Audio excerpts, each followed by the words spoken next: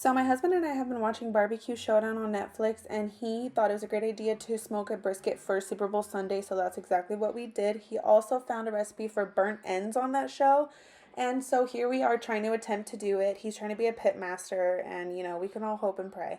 But anyways, I am stuck doing the meatballs, crock pot meatballs actually, like little cocktail ones, the little cute ones.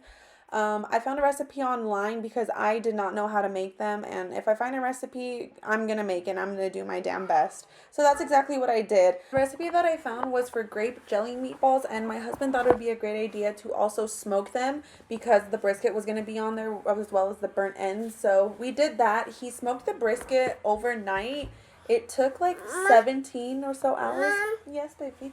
So the meatballs only actually had to be on there for a few hours. My husband took them off and I thought they looked so pretty. They also smelled really good, and he was checking on his brisket every few hours throughout the night as well, which needed like some spritzing. He also took his burnt ends off, which also came out really good, and he had like his own way of doing them, which I thought was super cute. A little bit of sauce.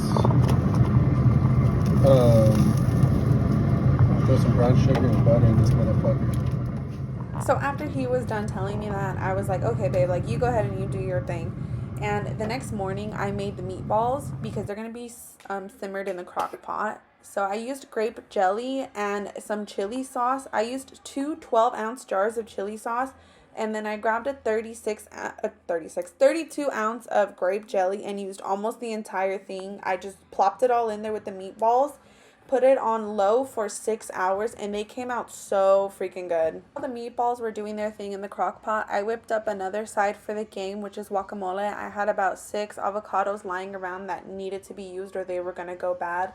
So that's exactly what I did. I just whipped it up real quick. I usually use purple onion, but I didn't have any, so I used white, which, I mean, it's the same really. I did also add about 2 limes in my guacamole as well. I just squirted the juice in there, and it came out really good. I like my guacamole on the chunky side. It's a personal preference, really. It's up to you, but that's how we do it here in my house.